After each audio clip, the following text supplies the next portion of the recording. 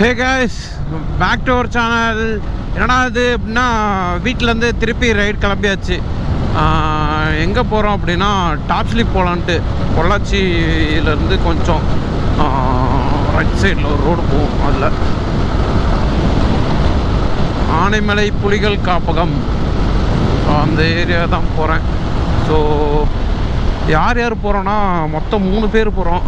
So அங்கே போனால் தான் தெரியும். எனக்கு கரூர் வர சொன்னாங்க. அவங்க 2:30 மணிக்கு கிளம்பிட்டாங்க. நான் அப்போ தான் கிளம்புறேன், 3 மணிக்கு தான். கைஸ், கரெக்டாக இங்கேருந்து எனக்கு தெரிஞ்சு ஒரு 3 மணி நேரம் ஆகும்.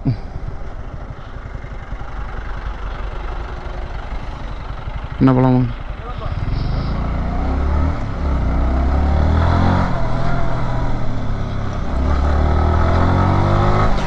மூணு மணி நேரம் இங்கேருந்து பொள்ளாச்சி போகவே 3.5 மணி நேரம் ஆகும். ஸோ அங்கேருந்து ஒரு 1 ஹவர் பக்கம் ஆகும். ஸோ பஸ்ஸு தான். இங்கேருந்து பைக்கில் அப்புறமேட்டு அங்கிட்டலாம் ஃபுல்லாக பஸ் தான்.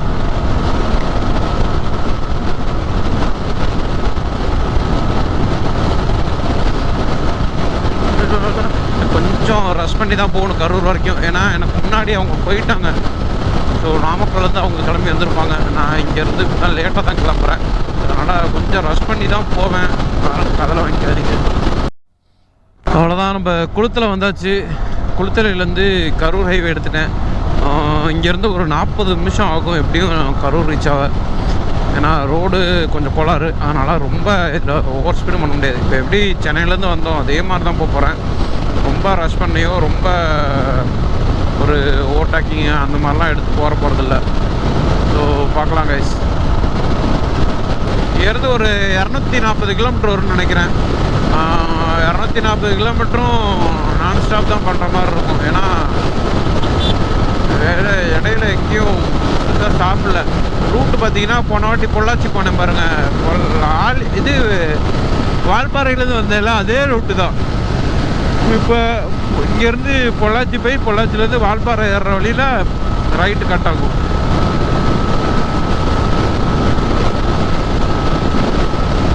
என்ன பிளான்னு தெரியல.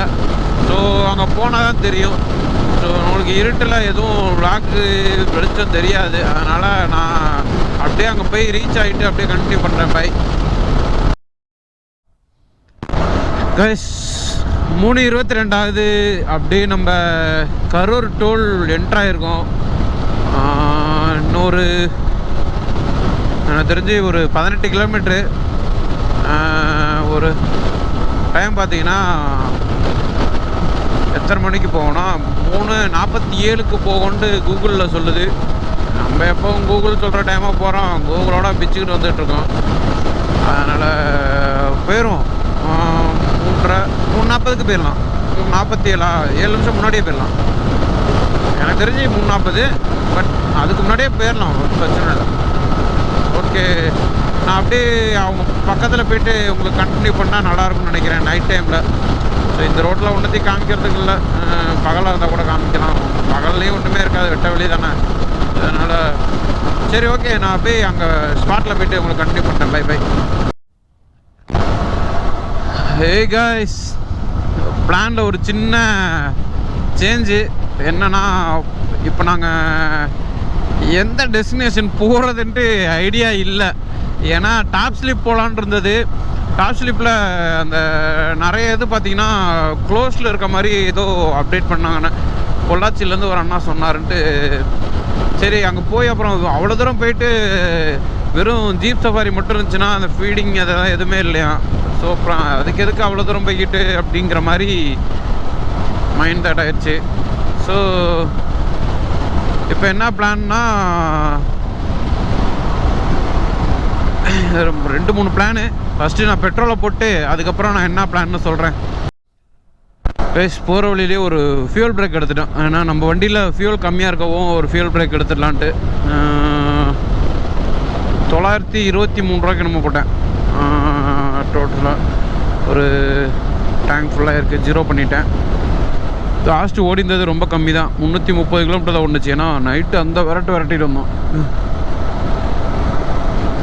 800 போட்டது சும்மா 40 தான் மைலேஜ் இருந்திருக்கு பார்த்துங்க. அப்போ என்ன ஓட்டியிருப்பேன் பாருங்கள், 110 அந்த ரேஞ்சு தான் ஸ்பீடு. இப்போ எங்கே போயிட்டுருக்கோம் அப்படின்னா தாராபுரம் போயிட்டுருக்கோம். 62 கிலோமீட்டர் தாராபுரம். ஸோ ஏன்டா தாராபுரம் போகிறீங்க அப்படின்னா, தாராபுரம் போய் 2 டெஸ்டினேஷனு, இங்கிட்டான்ட்டு. நான் அது தாராபுரம் போயிட்டு நான் உங்களுக்கு ரிவீல் பண்ணுறேன்.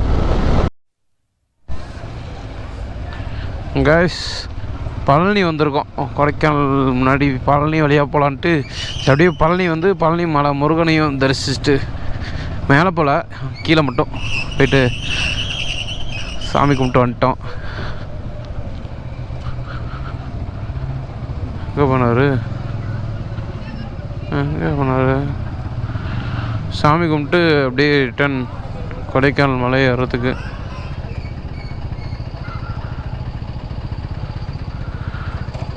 எங்கடா போனார்?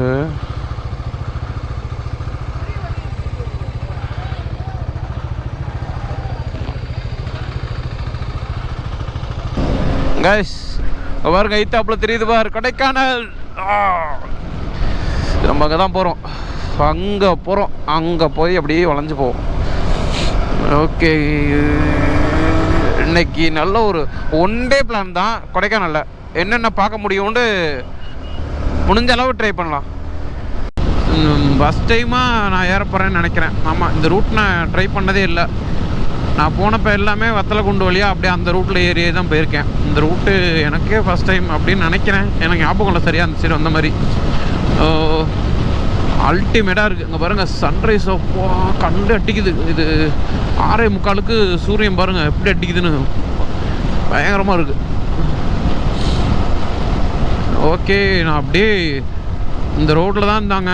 எனக்கு ரூட்டு தெரியாது, அதனால் முன்னாடி போகிறாரு பாருங்கள் பிரசாந்தன், அவரை ஃபாலோ பண்ணி போயிட்டுருக்கேன்.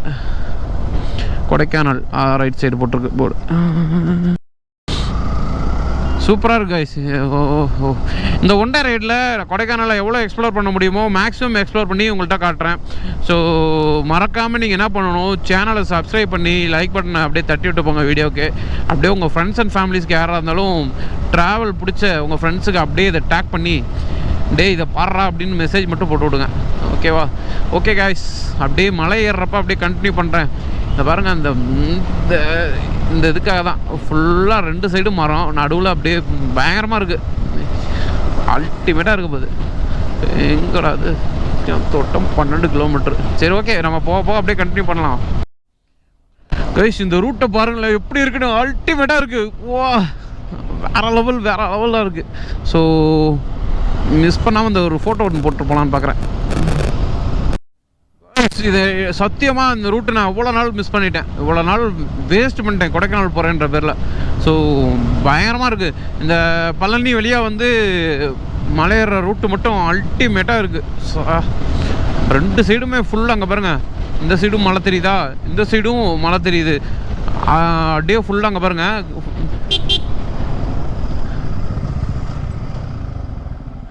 நான் நின்றுட்டேன், என்னன்னு தெரில, நிற்கிறான். என்னமாம்மா என்னாச்சுன்னு தெரில. இங்கே பாருங்கள் எப்படி இருக்கு மழை. அப்பா பயங்கரமாக இருக்குது இந்த இடம். உண்மையாலுமே பயங்கரமாக இருக்குங்க. ஒரு ஃபோட்டோ ஒன்று போடலாம்.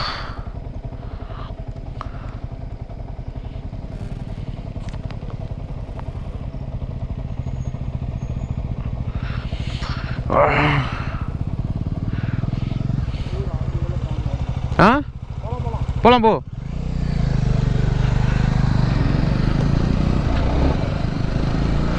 கைஸ், சும்மா ஃபோன் கால் வந்திருக்கும் போல், அதான் நின்று பேசிகிட்டு இருந்திருக்கான், வேறு எதுவும் இல்லை.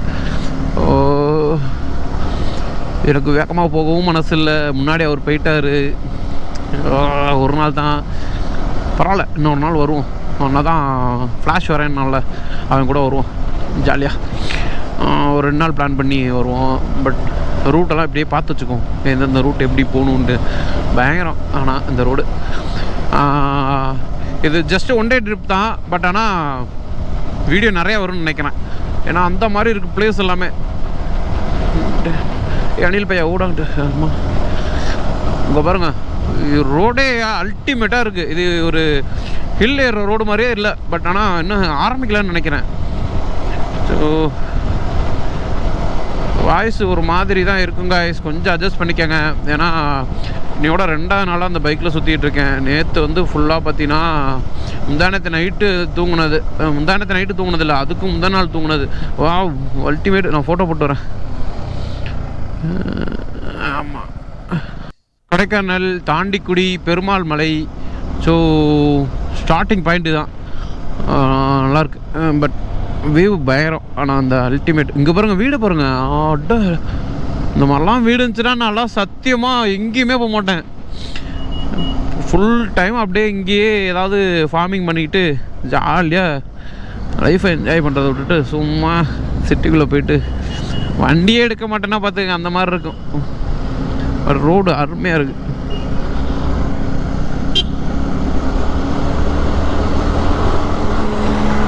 Thank you bro. பொள்ளாச்சியில் அந்த ரூட் சொன்னேன் பார்த்தீங்களா, அது என்ன ரூட்டு? ஆலியார் டு பொள்ளாச்சின்னு நினைக்கிறேன். ஆமாம், ஆலியார் டு பொள்ளாச்சி. அந்த ரூட்டுக்கு கண்டிப்பாக டஃப் கொடுக்கும். ஏன்னா அந்தளவுக்கு அல்டிமேட்டாக இருக்குது. அப்படியே பார்க்கவே ரொம்ப அழகாக இருக்குது.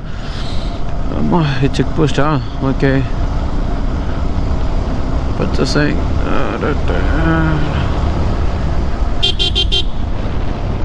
ஒரு ஃபோட்டோ, மலைகளின் இளவரசி,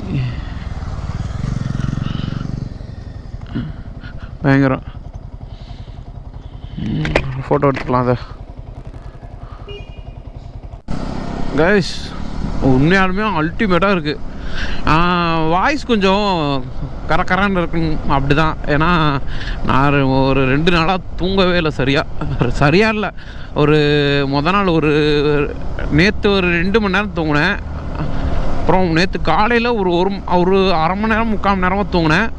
அதுக்கப்புறமேட்டு இன்றைக்கி வந்து ஒரு 1 hour கூட இல்லை, 3/4 மணி நேரம் தான். ஆமாம், 3/4 மணி நேரம் தான் தூங்கினேன். ஸோ அப்படியே காலையில் கிளம்பி ரைடு வந்துட்டேன். இவங்களாம் கிளம்பிட்டாங்க டக்குன்னு. ஓகே, மலையேற ஸ்டார்ட் பண்ணியாச்சு. ஃபஸ்ட்டு டைமு லயரா வந்து ஃபஸ்ட்டு டைம் கொடைக்கானல் ஏறுறா. ரொம்ப ரஷ் பண்ணாமல் அழகாக இவ்வளோ ஏற்றிருப்போம். ஹேர்பின் பெண்ட் 14 தான் அந்த லைனில். அதில் ஃபஸ்ட்டு ஹேர்பின் பெண்ட் அது போடு.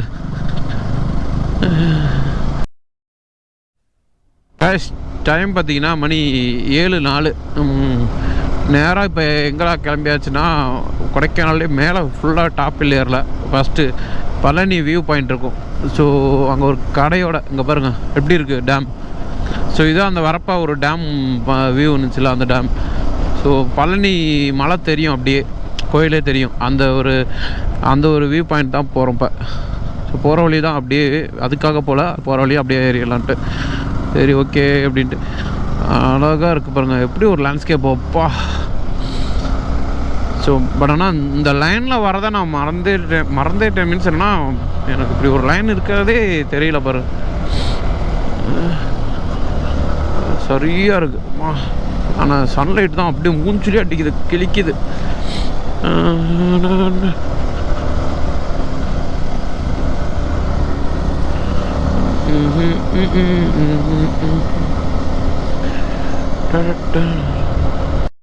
உங்களுக்கு தெரியுதான் தெரில, அங்கே பாருங்க பஸ் ஏறிட்டு இருக்கு. ஸோ அது வழியாக தான் இப்போ நம்மளும் ஏறுறோம்.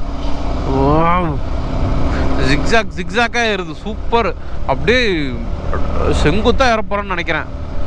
47 கிலோமீட்டர் என்னமோ இங்கேருந்து கொடைக்கானல். இந்தா போட்டேன்ல, 47 கிலோமீட்ரு. வேற லெவல். அம்மா இப்போ பாருங்கள் ரோடை. மழை பெய்யாமல் இருக்கவும் நம்மளுக்கு டயரும் க்ரிப்பும் நல்லா இருக்குது. புது வண்டி இல்லை, புது டயர் அப்படி தான் இருக்கும். ஆனால் 12,000 ஓடிச்சு. இது புது டயர்னு சொல்ல முடியாது. பட் இருந்தாலும் எம்ஆர்எஃப் ஓகே. நிறைய பேர் பைக்கு ரிவ்யூ கேட்டிங்க. அப்புறம் ஹேண்டில் பார் மாற்றினது கம்ஃபர்டபுளாக எப்படி இருக்குன்ட்டு நீங்களே யோசிங்க.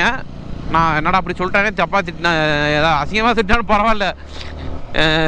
நான் ஒரே ஒரு தான், என் கம்ஃபர்டபுள் வந்து 80% ஓகே. பட் ஏன் 100 தரலன்னா, ஏன்னா சஸ்பென்ஷன் சாஃப்டாக இருக்காது. ரெண்டாவது கொஞ்சம் நேரத்தில் உங்களுக்கே பின்னாடி பம்ப்ஸ்லாம் எரிய ஆரம்பிச்சிடும். ஸோ அதுக்கு மட்டும் நான் சீட்டு வந்து மாற்றிருக்கேன். நீங்கள் ஸ்டாக்கில் யூஸ் பண்ணுறீங்கன்னா வாய்ப்பே இல்லை. ஸ்டாக்கெலாம் சும்மா வேணால் ஒரு 2 கிலோமீட்டர் 3 கிலோமீட்டர் ரைடுக்கு வேணால் யூஸ் பண்ணலாம் ஸ்டாக்கு. ஸோ சீட்டை மட்டும் தயவு செஞ்சு மாற்றிருங்க. ஜெல் சீட் போடாதீங்க, குஷன் எக்ஸ்ட்ரா குஷன் ஆட் பண்ணி கொஞ்சம் பைக்கே கொஞ்சம் ஹைட்டான மாதிரி தான் இருக்கும். ஸோ ஓட்டுறதுக்கு உங்களுக்கு கம்ஃபர்டபுளாகவும் இருக்கும். கீழே கால் உரசுது ரொம்ப ஒரு அன்னிஷியாக இருக்காது, கொஞ்சம் பைக்கை சீட்டு ஹைட்டு நான் மாறுறதுனால. ரெண்டாவது லைட்டு வண்டியிலோட மைனஸே தான். அந்த ப்ரொஜெக்டர் லைட்டுன்னு கொடுத்துருக்காங்க, அது எதுக்கு இருக்குன்னே தெரியாது. அந்த மாதிரி தான் ஆப்போசிட் யாராவது வந்தாங்கன்னா சுத்தமாக தெரியாது. அதுக்கு என்ன பண்ணுங்கன்னா நிறைய அந்த லைட் இந்த லைட்டுன்னு எதுவும் ரொம்ப எக்ஸ்பென்சிவாக வாங்காதீங்க. ஒரு பேர் மினி டிரைவ் அது போதும். ஆனால் ஓஇயை வாங்கிக்கோங்க, ஏன்னா 400 500 கிடைக்குது. இங்கே பாருங்க, வா காய்ஸ், உண்மையாலுமே சொல்கிறேன், வேறு லெவல். வாவ், ஆமா, ரொம்ப நாளாக அப்படியே ஒரு மாதிரி ப்ரெஷராக இருந்ததுக்கு இப்படிலாம் பார்க்குறதுக்கு பயங்கரம். அதுவும் திடீர்னு பிளான் பண்ணி நாங்கள் கிளம்புனது தான். ஆக்சுவலாக போக வேண்டியது டாப் ஸ்லீப் போக வேண்டியது, அங்கே ரைடெல்லாம் கேன்சல் ஆகவும் அப்படியே இங்கே ஏறுறோம் பாருங்கள். ஏதோ சொல்லிகிட்டு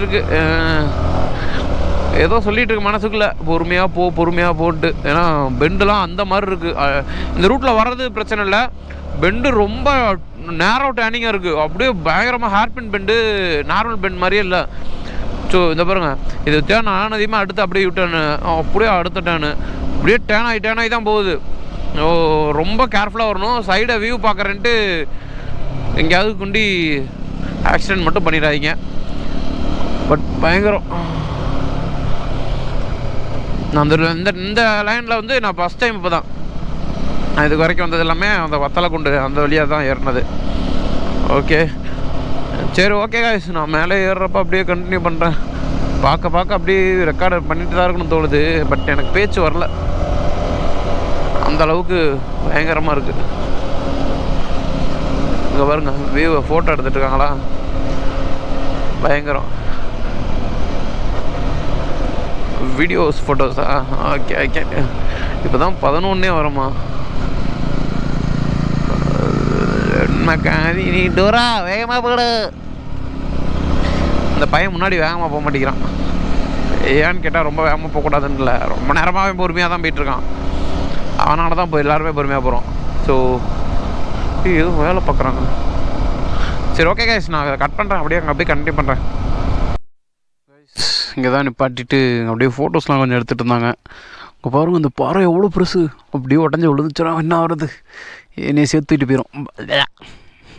விளையக்கூடாது, ஏமா தள்ளாடுது. இங்கே வேறு அந்த பையன் டான்ஸ் ஆடிட்டுருக்கான். வியூ மரட்டு வியூ அங்கே வர்ற ஓடு என்ஜாய் தான். அம்மா மரட்டு வியூ அங்கே இருக்கு போடுறா டோரா, பாதை அங்கிட்டு போகுது போடுறா. க்ரீன் கலரில் இது கட்டியிருக்காங்களே, கோயிஸ் அங்கே வரைக்கும் போகுது. சரி, ஓகே, நாங்கள் அப்படியே கிளம்புறோம். சோலார் மின்வேலி, சோலார் யாரும் தொடாதீங்கன்னு சொல்லி இப்படி போட்டிருக்காங்க. பரவாயில்ல, அனிமல்ஸ் எதுவும் வராமல் இருக்கிறதுக்காக. சரி, ஓகே கைஸ், நம்ம கிளம்புவோம். எம்மாடா, இந்த காலத்துக்கு போடுறது தான் கொஞ்சம் தலைவலி. எனக்கு கால் தான் நம்மளுக்கு பிரச்சனையே. ஓகே, ஆல் செட், போகலாம். இந்த சைடு வரப்போ கொஞ்சம் பார்த்து வாங்க, எல்லாம் ஃபுல்லாக பேட்ச் ஒர்க் ரோடாக வரும். ரோடு அல்டிமேட்டு வந்துகிட்டே இருக்கும். திடீர்னு பார்த்தீங்கன்னா நடுவில் பெரிய குழி ஒன்று இருக்கும். இங்கே ஒரு லாரி வருது. இந்த இடம் எப்படி பார்த்து போயிடுவோமா? இல்லை, ஆனால் என்னன்றோம் பாவம், அவருக்கு டிஸ்டர்ப் பண்ணக்கூடாது.